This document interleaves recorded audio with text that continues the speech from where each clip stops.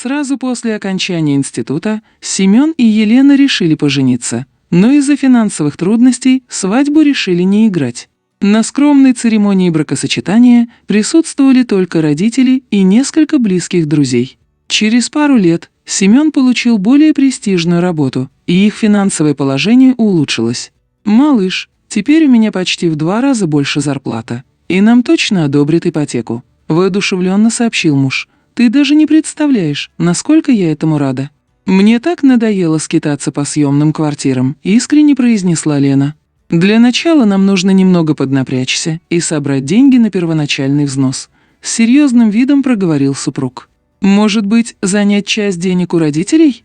Чем быстрее купим собственное жилье, тем больше сэкономим на аренде», – разумно предложила девушка. «У моей матери точно нет денег. Она сама гол как сокол и арендует квартиру в пригороде», – горько ухмыльнулся Семен. «А у отчима я ни за что просить не стану». «Ладно, тогда попросим взаймы у моих родителей», – уверенно заявила Елена. «Давай сначала сами хоть немного отложим денег, а там посмотрим», – решительно произнес парень. Он не хотел влезать в долги без особой необходимости. Гордый и честолюбивый нрав Семена не позволял ему этого сделать. Спустя полгода супругам удалось самостоятельно накопить на первоначальный взнос, и надобность в займе отпала сама собой.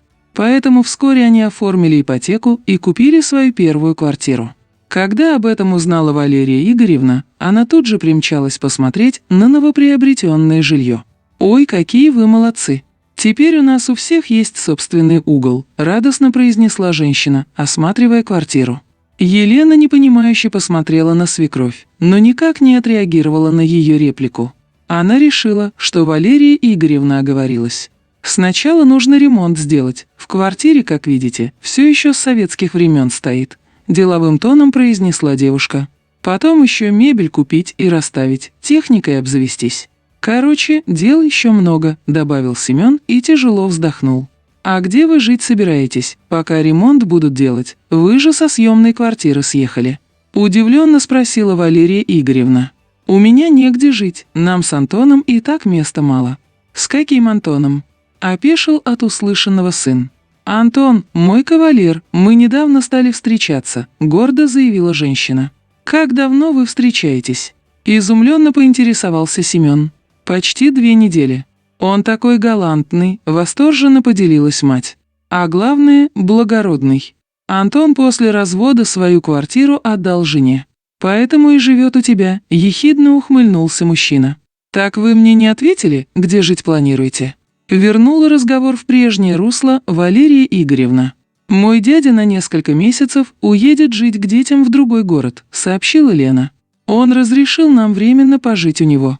А вы успеете за это время сделать ремонт?» Озадаченно поинтересовалась свекровь. «Да?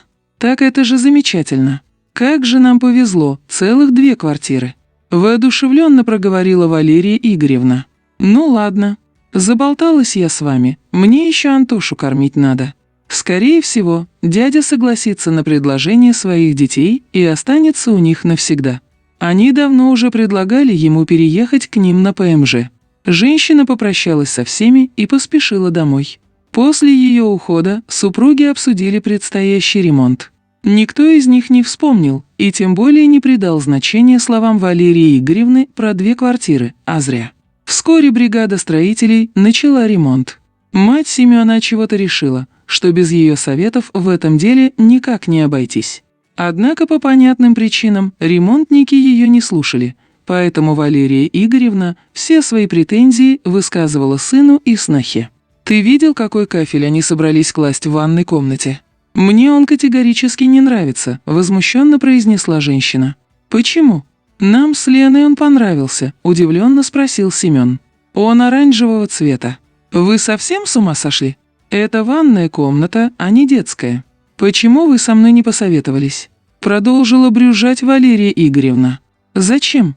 Платим за ремонт мы с Леной, значит и выбираем мы», – резонно заметил мужчина. «Смотри, какой ты взрослый стал, без матери все решаешь», – раздраженно ответила мать. «Ты чего обиделась? Разве я в чем-то не прав?» – непонимающе произнес сын. «Может, в чем-то и прав, но мое мнение все равно мог бы и учесть. Ключи мне от квартиры дашь?» Неожиданно спросила Валерия Игоревна. «Зачем они тебе?»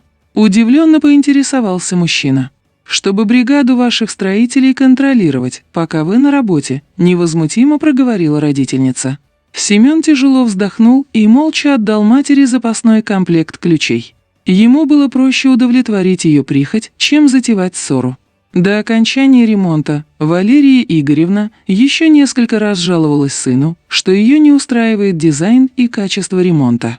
Всякий раз сын выслушивал ее, но ничего не делал, так как их с Леной все устраивало.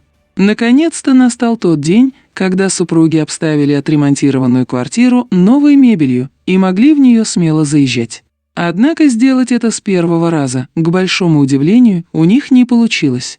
«Странно, дверь не открывается. Ключ крутится, но толку никакого нет», – удивленно произнес Семен. «Неужели там кто-то есть?» Мужчина со всей силы стал стучать в дверь.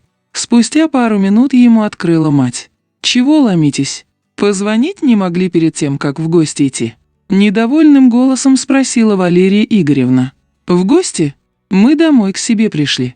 Ты чего здесь делаешь?» Ошарашенно спросил сын. «Как это что?» «Живу я здесь, сыночка», – насмешливым голосом проговорила мать. «Заходите, нечего на пороге стоять. Я вас заодно с Антоном познакомлю». Супруги, ничего не понимая, проследовали за Валерией Игоревной внутрь. Она провела их в зал, где на диване сидел полноватый высокий мужчина лет 40 и смотрел телевизор. «Антошка, это мой сын со снохой Леной. Это они нам квартиру подарили», – гордо произнесла женщина. «Правильно тебя мать воспитала, родителям надо помогать», – лениво ответил Антон. «Мама, ты что говоришь? Ничего я тебе не дарил. Это наша с Леной квартира, мы ее для себя покупали», – возмущенно воскликнул Семен. «Как это для себя? А мне где прикажешь жить? У вас будет 2 квартиры, а у меня ни одной?» – сердито произнесла Валерия Игоревна. «Какие 2 квартиры?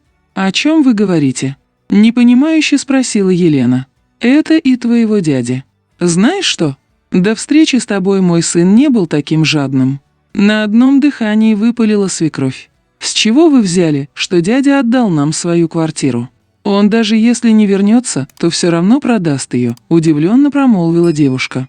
«Мама, прекращай балаган и езжай вместе с Антоном к себе домой», – скомандовал Семен и выжидающе посмотрел на мать. «Мне некуда идти, я уже съехала со съемной квартиры», – расстроенно ответила Валерия Игоревна. «Лера, так получается, что у тебя нет хаты, а без хаты я бабу и получше найду», – ухмыльнулся Антон и встал с дивана. Буквально за 10 минут мужчина собрал сумку со своими вещами и сбежал. «Ухажера, конечно, ты нашла себе знатного.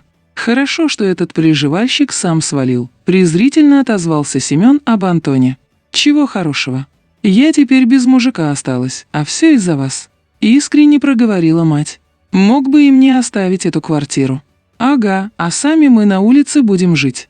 Это тебе нужно было деньги, полученные с продажи своей доли, в новую квартиру вложить, а не проматывать», – раздраженно произнес сын. Мать ничего ему не ответила и расплакалась. В течение часа родственники выяснили, как будут жить дальше. В итоге они решили, что Валерия Игоревна несколько месяцев поживет с молодой парой, а потом снова снимет себе квартиру. Однако женщина съехала от сына со снохой намного раньше. Всего через 2 недели она повстречала нового жениха и переехала жить к нему.